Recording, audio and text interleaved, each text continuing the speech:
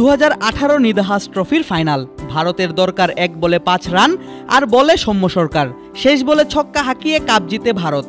আর সেই ফাইনালের নায়ক দীনেশ কার্তিক যোগ দিয়েছেন বাংলা টাইগার্সের শিবিরে আবুধাবি টি10 লিগ খেলতে।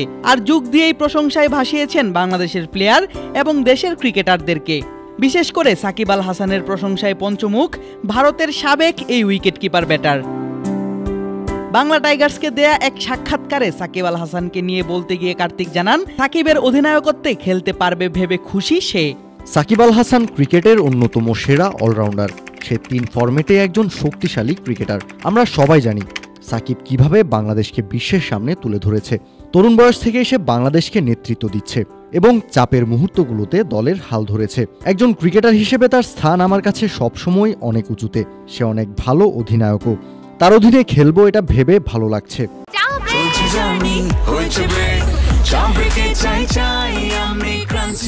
যে কোনো চা ব্রেকে বিস ক্লাব ড্রাই কেক, চায়ের সাথে আয়েশ। শুধু সাকিব নয়, বাংলাদেশের অনেক প্লেয়ারের সঙ্গেই ব্যক্তিগত সম্পর্ক আছে দীনেশ কার্তিকের। সেটা হওয়াও স্বাভাবিক, কারণ 2015-16 মৌসুমে এই ভারতীয় ক্রিকেটার খেলেছেন আবাহনী লিমিটেডের হয়ে ঢাকা প্রিমিয়ার লিগে। 4 ম্যাচ খেলে হাঁকিয়েছেন, একটি সেঞ্চুরি করেছিলেন 60 গড়ে 180 রান। তাই লিটন, শান্ত, মুসাদ্দেকদের খুব ভালোভাবেই চিনেন কার্তিক। বাংলাদেশ নিয়ে নিজের স্মৃতির কথা বলতে গিয়ে মনে করান 2018 সালের নিদাহাস ট্রফির ফাইনালের কথা। শেষ বলে ছক্কা হাঁকিয়ে দারুণ এক জয় এনে দিয়েছিলেন ভারতকে। বাংলাদেশের বিপক্ষে খেলা ম্যাচগুলোর মাঝে এই ম্যাচের স্মৃতিটাই সবথেকে বেশি জ্বলজ্বল কার্তিকের চোখে।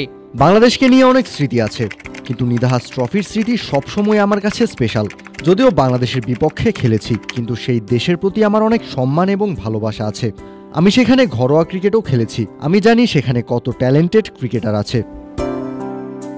ভারতের বাইরে ফ্র্যাঞ্চাইজি ক্রিকেট খেলাটা একেবারেই নতুন দীনেশ কার্তিকের জন্য, কারণ আইপিএল ছাড়া অন্য কোনো ফ্র্যাঞ্চাইজি ভিত্তিক টুর্নামেন্টে দেখা যায়নি তাকে। 2024 সালেই আইপিএল থেকে অবসরের ঘোষণা দিয়েছিলেন এই উইকেট কিপার ব্যাটার। তাই টি10 লিগ খেলতে মুখিয়ে আছেন তিনি। 5 ম্যাচের 3টিতে হার আর 2 ম্যাচে জয় নিয়ে বেশ চাপেই রয়েছে সাকিব আল হাসানের দল বাংলা টাইগার্স। 28 নভেম্বর তারা আবার মাঠে নামবে ডেকান গ্ল্যাডিয়েটর্সের বিপক্ষে। খেলা শুরু হবে বাংলাদেশ সময় বিকেল 5:30টায়।